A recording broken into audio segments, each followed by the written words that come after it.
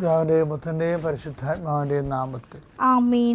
അമ്മേ പരിശുദ്ധമേ, അമ്മേ പരിശുദ്ധമേ, ദൈവമാതാവേ, കൃപാസനത്തിലൂടെ ഞങ്ങൾക്കും ഞങ്ങളുടെ ദേശത്തിനും അമ്മ മധ്യസ്ഥം തേടി തന്ന എല്ലാ അനുഗ്രഹങ്ങൾക്കും കൃപകൾക്കും ഞങ്ങളിപ്പോൾ ഹൃദയം നിറഞ്ഞ നന്ദി പറയുന്നു. അമ്മേ പരിശുദ്ധമേ, ദൈവമാതാവേ, 2004 ഡിസംബർ 7-ാം തീയതി ഉച്ചകഴിഞ്ഞ് 2:30 കൃപാസനത്തിൽ സംഭവിച്ച അമ്മയുടെ പ്രത്യക്ഷപ്പെടലിനെ കുറിച്ച് തിരുസഭയ്ക്ക് സമർപ്പിച്ചിരിക്കുന്ന പഠനരേഖകളുടെ മേൽ സഭാത്മകമായ പഠനം ആരംഭിക്കുവാൻ ഞങ്ങൾ പ്രാർത്ഥിക്കുന്നു. അമ്മേ പരിശുദ്ധമേ, ഭൂസ്വർലോകങ്ങളുടെ രാജ്ഞിയായ അങ്ങേയ്ക്ക് ഭൗമ സംരക്ഷണത്തിനായി പ്രപഞ്ചപ്രകൃതിയെ തന്നെ തിരുസഭ പ്രതിഷ്ഠിക്കുവാൻ ഈ പ്രത്യക്ഷീകരണ വഴി ഇടയാക്കണമേ. പരിശുദ്ധമ്മേ, ജപമാല മാതാവേ, സകല കൃപാസനം പ്രാർത്ഥനകളോടും ചേർത്ത് ഞങ്ങളിപ്പോൾ പ്രാർത്ഥിക്കുന്ന ഈ കുടുംബത്തിന്റെ പ്രത്യേക നിയോഗം പറമക്കളെ.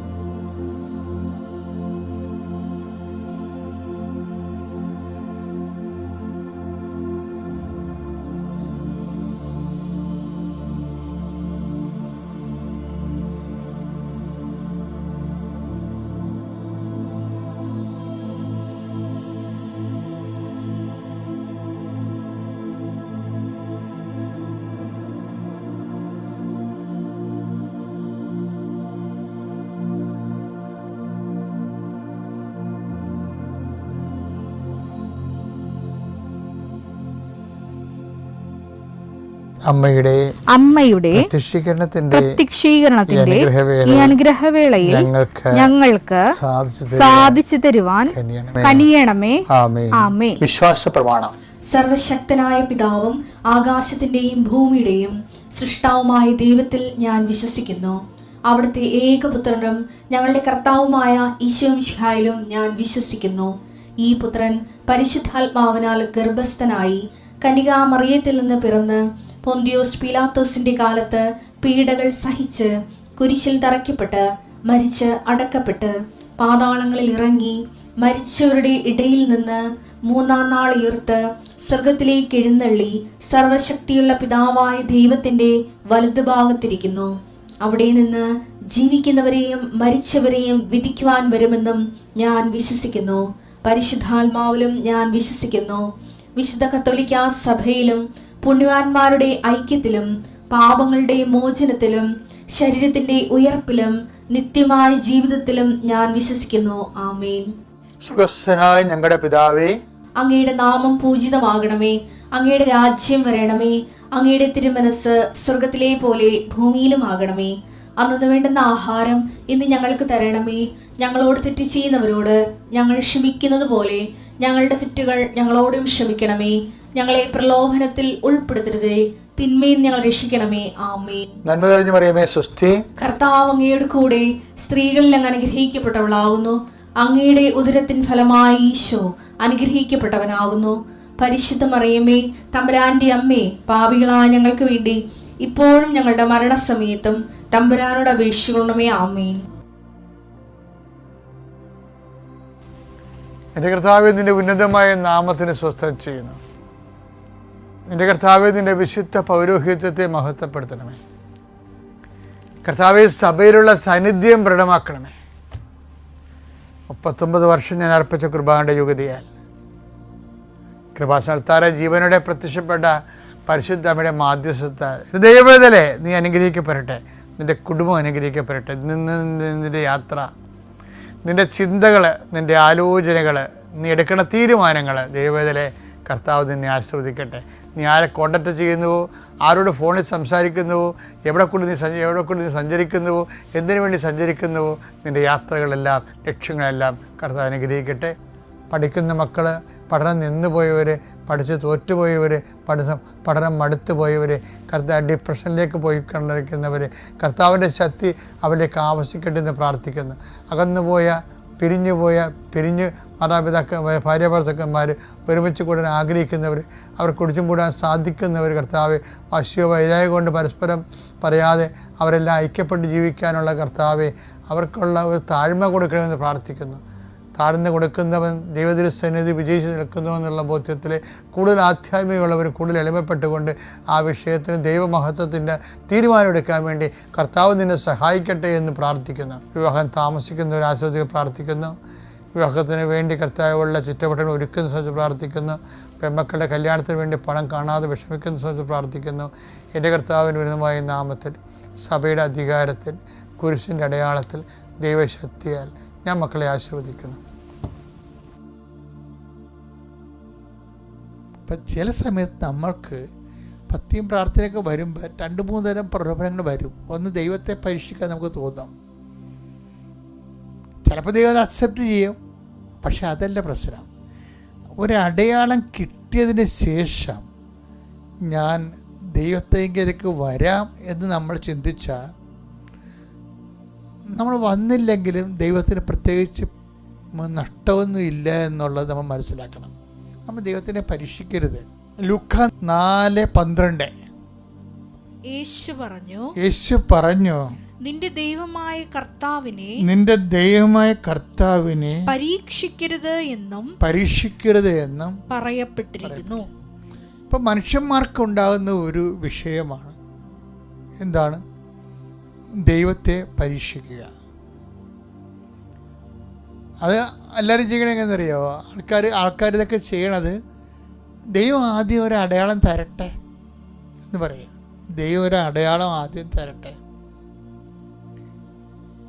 അപ്പം ആൾക്കാർക്ക് അത് ലോജിക്കാക്കാൻ നോക്കും ആൾക്കാർ.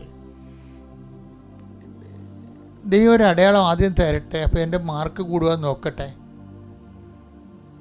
മാർക്ക് കൂടും, പക്ഷേ നീ ബ്രാൻഡഡ് ആകും. അതാണ് പ്രശ്നം. ദൈവം ഒരു അടയാളം തരട്ടെ എന്ന് മനുഷ്യനെ ജനിച്ച കാലം മുതൽ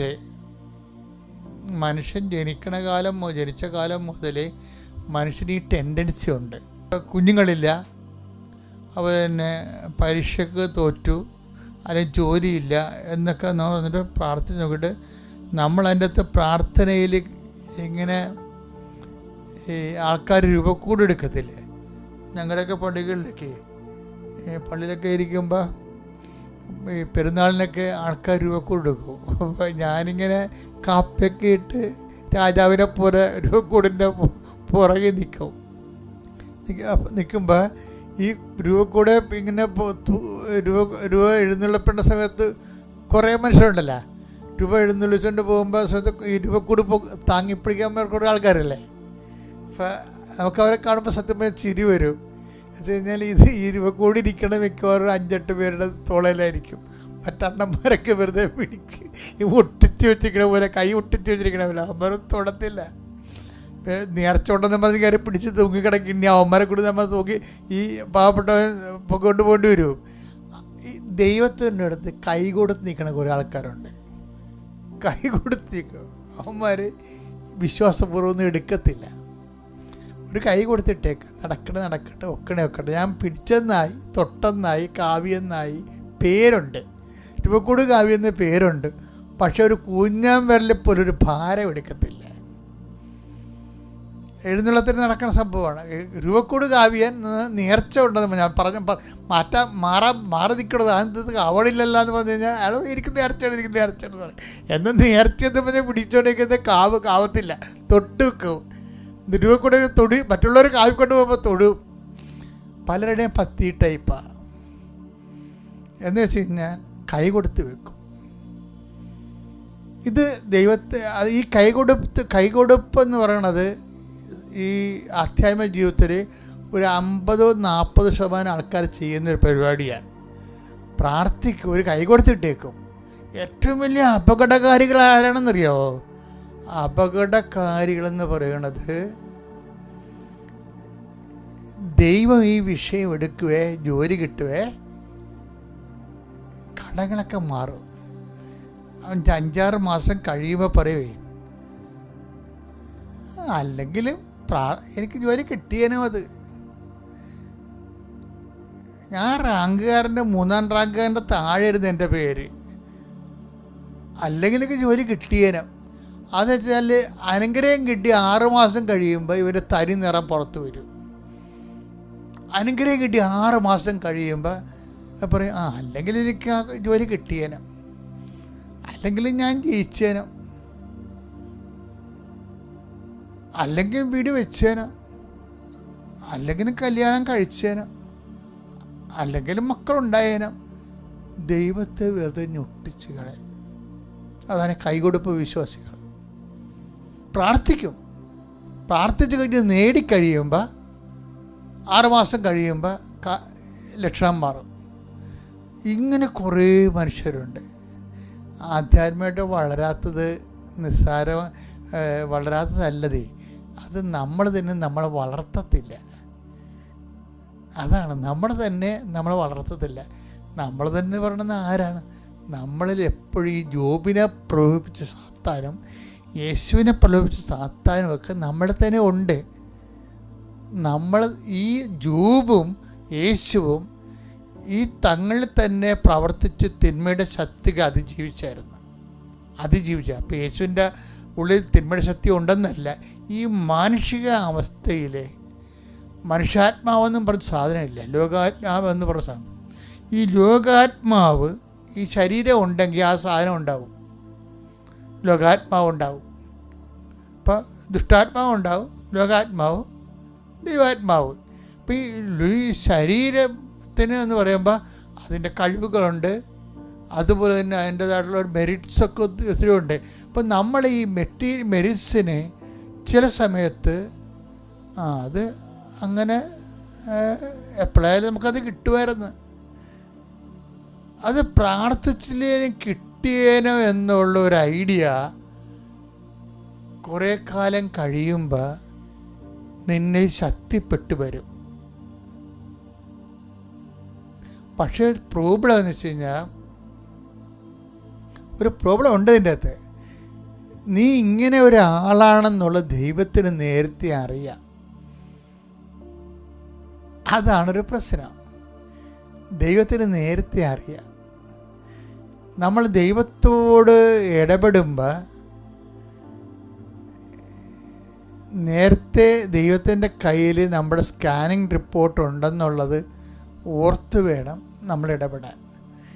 ഇപ്പോൾ നമ്മളൊക്കെ ഉള്ളൊരു കുഴപ്പം എന്ന് വെച്ചാൽ, ദൈവവും നമ്മൾ തമ്മിലുള്ളൊരു വിഷയം എന്ന് പറയുന്നത്, ഇപ്പോൾ മെഡിക്കൽ സയൻസിൽ നമ്മൾക്ക് ഇന്ന് പോയാൽ ഇന്നത്തെ ഒരു നമ്മുടെ ബോഡിയുടെ സ്കാനിങ് റിപ്പോർട്ട് ഇന്നത്തെ നമുക്ക് കിട്ടും.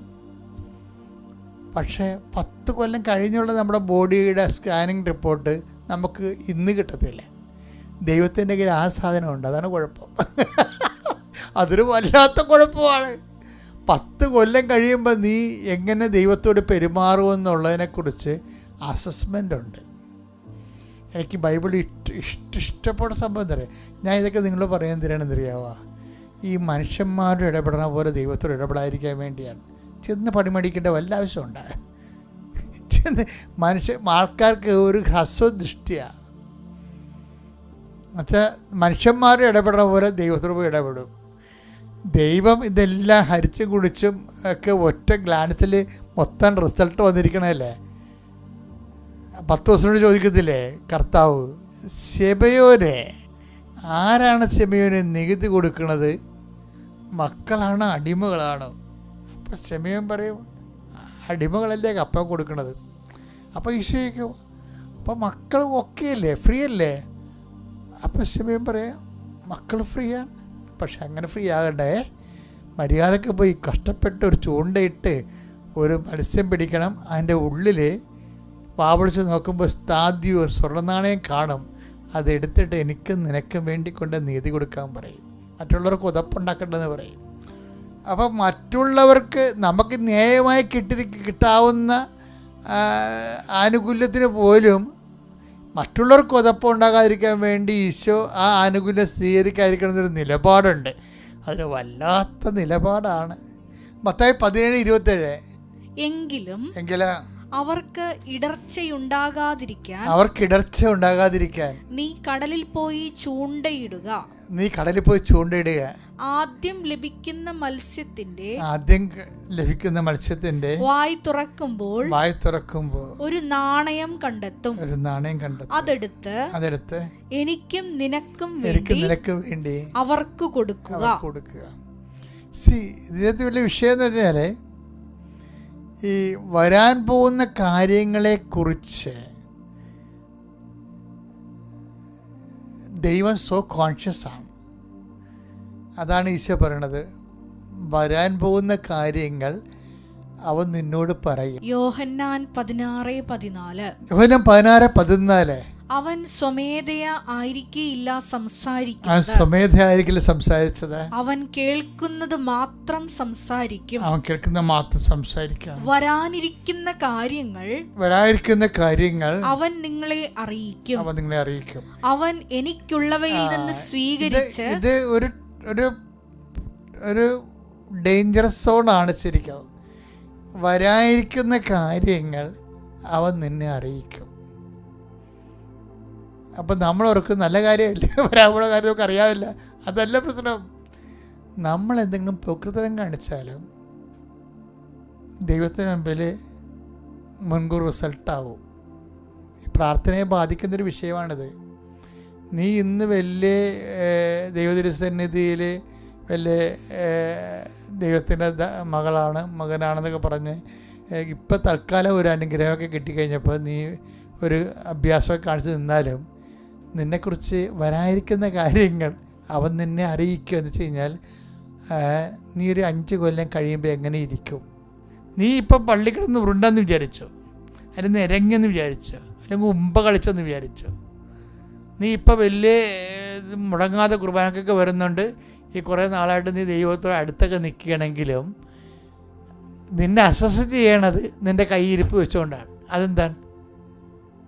വചനേതാണ്? 16:14. ഇത് DTP ചെയ്ത് വേണമെങ്കിൽ അടുക്കള ഒട്ടിച്ച് വെച്ചോ. എന്താ സംഭവം? ഇത് നമ്മുടെ തലവിധിയാണ് ഈ സംഭവം. എന്താണ്?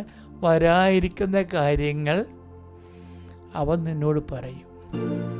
വിശുദ്ധ ലൂക്ക എഴുതിയ സുവിശേഷത്തിൽ നിന്ന് 18-ാം അധ്യായം 27-ാം വാക്യം. അവൻ പറഞ്ഞു, മനുഷ്യന് അസാധ്യമായത് ദൈവത്തിന് സാധ്യമാണ്. ഈ തിരുവചനത്തിൽ ഉറച്ചു വിശ്വസിച്ചുകൊണ്ട് ഞാനും എൻ്റെ കുടുംബവും എനിക്ക് അമ്മ മാതാവും ഈശോയും വഴിയായി കിട്ടിയ അനുഗ്രഹങ്ങൾക്ക് നന്ദി പറയുവാനും അതേപോലെ അത് സാക്ഷ്യപ്പെടുത്തുവാനുമാണ് ഞാൻ ഈ എൻ്റെ അമ്മ മാതാവ് പ്രത്യക്ഷപ്പെട്ട ഈ അൾത്താരയിൽ ഇവിടെ നിൽക്കുന്നത്. അമ്മ മാതാവിനും ഈശോയ്ക്കും ഒരുപാട് നന്ദി പറഞ്ഞുകൊണ്ട് ഞാൻ എൻ്റെ സാക്ഷ്യം തുടങ്ങട്ടെ. എനിക്കും ജീവിതത്തിൽ ഒരുപാട് പ്രതിസന്ധികൾ ഈ അടുത്തിടെയായിട്ട് വന്നിട്ടുണ്ട്. അപ്പോഴെല്ലാം ഞാൻ ഈശോയുടെ മാതാവിനോട് നന്നായിട്ട് പ്രാർത്ഥിക്കുമായിരുന്നു. പക്ഷേ ഞാൻ വിചാരിച്ച കാര്യങ്ങളൊന്നും ഫലപ്രാപ്തി അണിഞ്ഞില്ല. അപ്പോൾ ആ അവസരത്തിലാണ് ഞാൻ കൃപാസന മാതാവിനെ കുറിച്ചറിയുന്നതും മാതാവിൻ്റെ ഉടമ്പടിയെക്കുറിച്ചറിയുന്നതും. അങ്ങനെ ഞങ്ങളുടെ അവിടെ നിന്നും കുറച്ച് പേര് ഇതുപോലെ പോരുന്നുണ്ടായിരുന്നു കൃപാസനം പള്ളിയിലേക്ക്. അപ്പം ഞാനും കൂടെ ഇവിടെ പ്രാർത്ഥിച്ചൊരുങ്ങിയിട്ടാണ് ഞാൻ എൻ്റെ അമ്മ മാതാവിൻ്റെ അരികിലേക്ക് വന്നത്. അങ്ങനെ 2023 ഓഗസ്റ്റ് മാസം 8-ാം തീയതി ഞാൻ ഈ പുണ്യഭൂമിയിൽ വന്ന് പരിശുദ്ധ അമ്മയുടെ ഉടമ്പടി എടുത്തു. മറ്റുള്ളവർ എഴുതുന്നത് പോലെ തന്നെ ഞാനും 6 നിയോഗങ്ങൾ എഴുതി. അതിൽ പല നിയോഗങ്ങളും എനിക്ക് സാധിച്ചു കിട്ടി. അത് പറയുവാനാണ് ഞാനിവിടെ വന്നിരിക്കുന്നത്. എൻ്റെ പേര് ലിസി. ഞാൻ തൃശ്ശൂർ ജില്ലയിലെ ചൊവ്വൂർ ഇടവകയിൽ നിന്നാണ് വരുന്നത്. ഇത് എൻ്റെ ഭർത്താവ് ജോൺസൺ. ഇത് എൻ്റെ മകൻ ലിജിൻ. എൻ്റെ മകൻ ലിജിൻ 2019 BTech പാസ്സായതാണ്. കുറച്ച് നാൾ IT ഫീൽഡിൽ ജോലി ചെയ്തു. പിന്നെ അവന് അത് താല്പര്യമില്ലാതായി. അപ്പോൾ ബാങ്ക് ടെസ്റ്റുകളും അതേപോലെ PSC എക്സാമൊക്കെ എഴുതി. അങ്ങനെ 2-3 വർഷത്തോളം എഴുതി. ഒന്നും തന്നെ ശരിയാവുന്നില്ല. അപ്പം ഞാൻ പറഞ്ഞു, അതായത് ഞാൻ ഉടമ്പടി എടുത്തിട്ടുണ്ട്. അപ്പം ഞാൻ പറഞ്ഞു, മോനെ നീ അമ്മ മാതാവിൻ്റെ അടുത്ത് വന്ന് നന്നായിട്ട് പ്രാർത്ഥിക്കുക. അങ്ങനെ ഞങ്ങൾ കുടുംബം, അതായത് ഞാൻ അഞ്ചരയുടെ അച്ഛൻ്റെ പ്രത്യക്ഷീകരണ മധ്യസ്ഥ പ്രാർത്ഥനയിൽ ഞാനും എൻ്റെ കുടുംബവും ഞാൻ മാത്രമല്ല, എൻ്റെ കുടുംബം ഒന്നിച്ചാണ് ഞങ്ങൾ പ്രാർത്ഥനയിൽ സംബന്ധിക്കുന്നതും അതുപോലെ തന്നെ ഉടമ്പടി നേർച്ച വസ്തുക്കൾ ഉപയോഗിച്ച് പ്രാർത്ഥിക്കുന്നതുമെല്ലാം.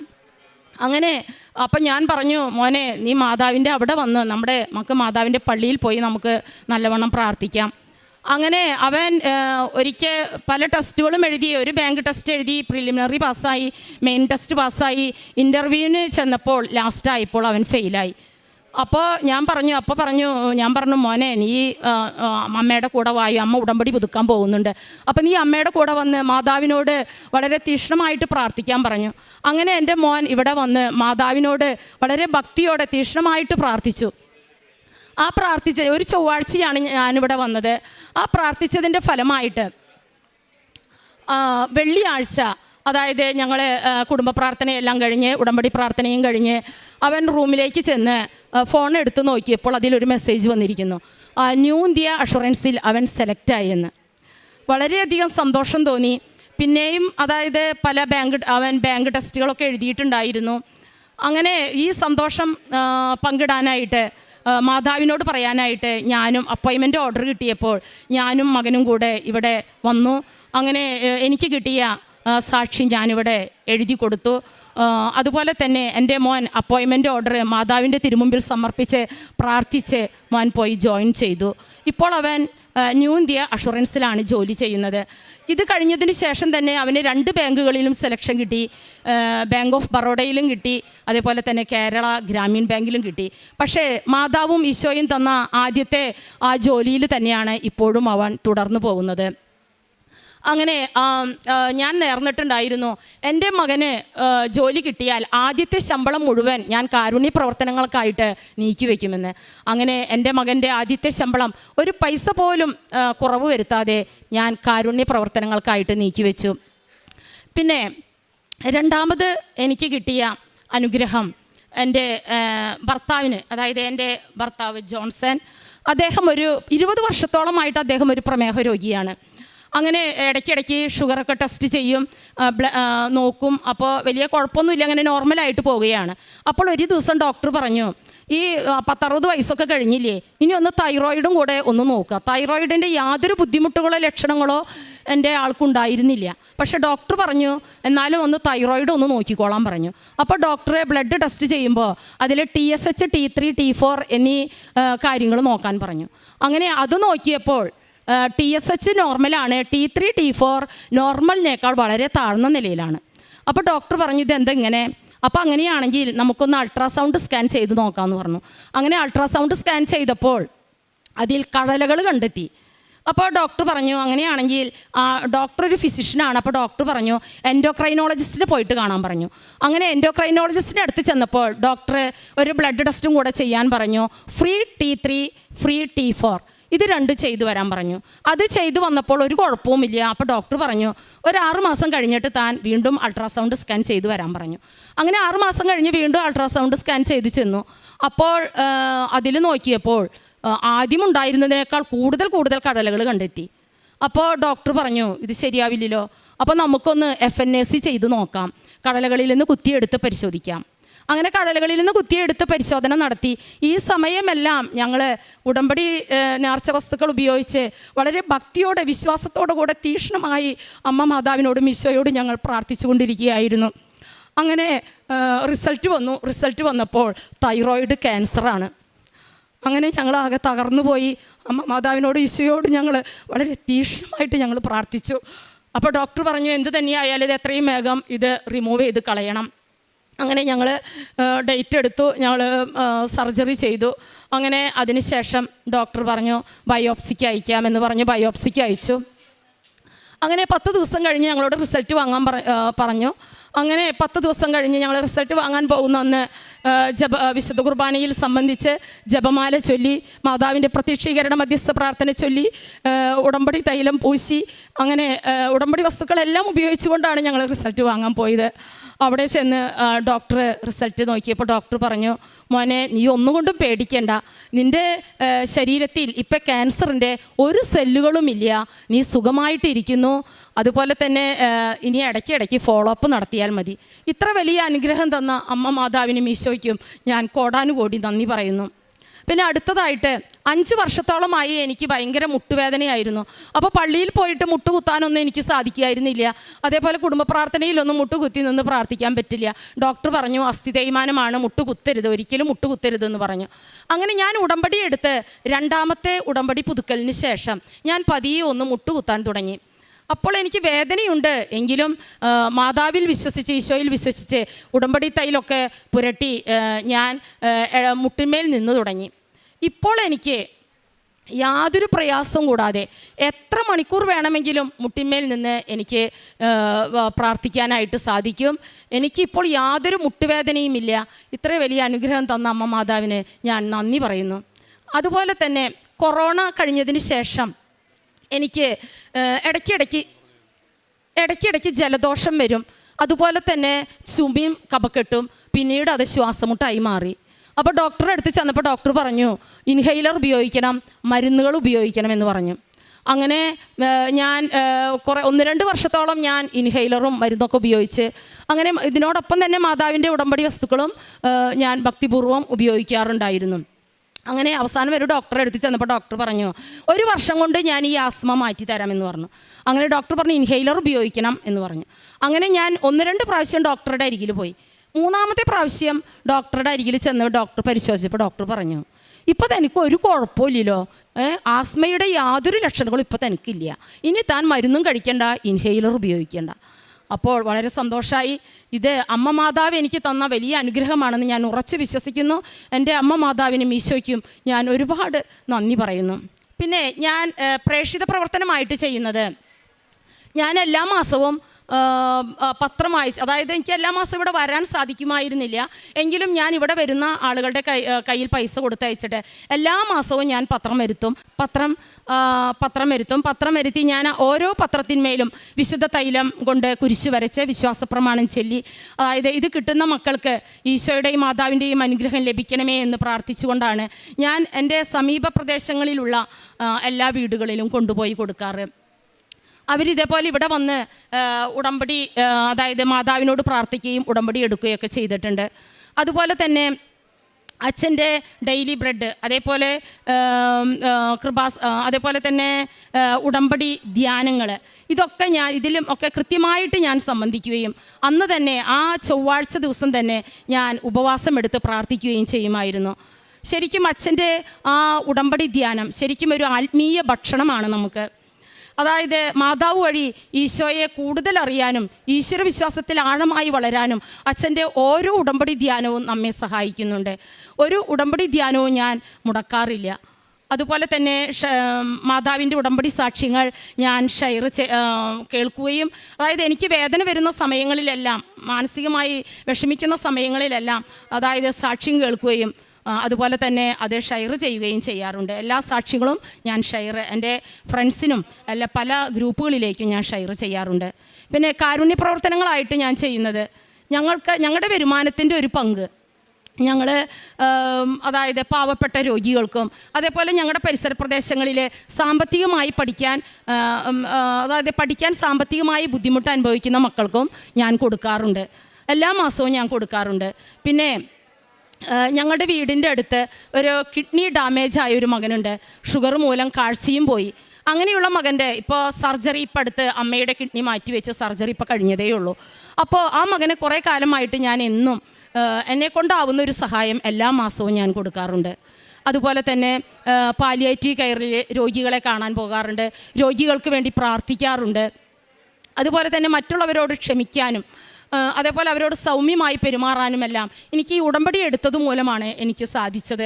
അതേപോലെ തീക്ഷ്ണമായിട്ട് ഇപ്പോൾ പ്രാർത്ഥിക്കാനും കൂടെ ജപമാലകൾ ചൊല്ലി പ്രാർത്ഥിക്കാനും അമ്മ മാതാവിലൂടെ എനിക്ക് അനുഗ്രഹവും കൃപയും ലഭിച്ചു.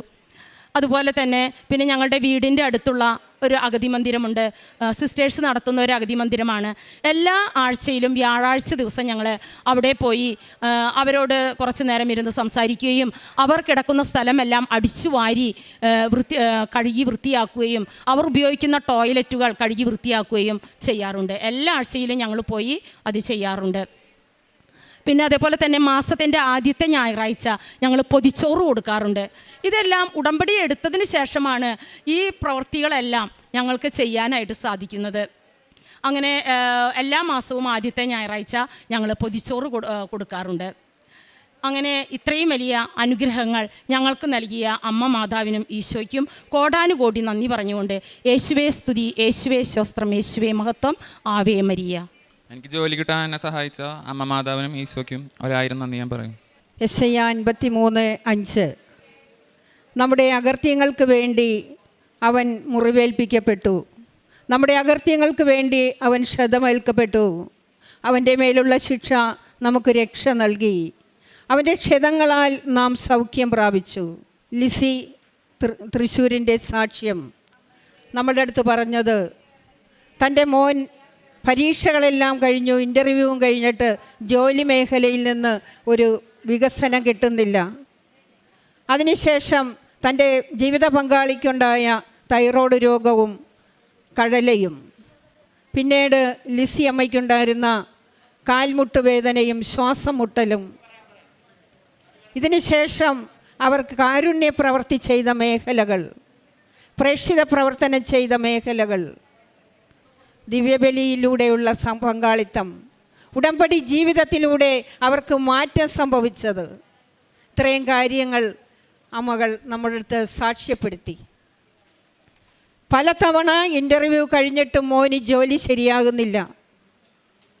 ജോലി മേഖലയിൽ വളരെയധികം വേദന വന്നപ്പോൾ അമ്മ തൻ്റെ പുത്രനോട് പറഞ്ഞു, മോനെ നമുക്ക് കൃപാസനത്തിൽ പോയി അമ്മയോട് കരഞ്ഞു പ്രാർത്ഥിക്കാം. പ്രാർത്ഥിച്ച് ഇവിടെ നിന്ന് ഇറങ്ങുന്നതിന് മുമ്പ് തന്നെ ഫോണിൽ അദ്ദേഹത്തിന് ജോലിക്ക് മെസ്സേജ് വന്നു. അതിന് നന്ദി പറയാൻ വീണ്ടും വന്ന് നന്ദി പറഞ്ഞു. തൻ്റെ ജോലിയിൽ നിന്ന് കിട്ടിയ ശമ്പളത്തിൻ്റെ ആദ്യ ഫലം ദൈവത്തിന് സമർപ്പിച്ചു.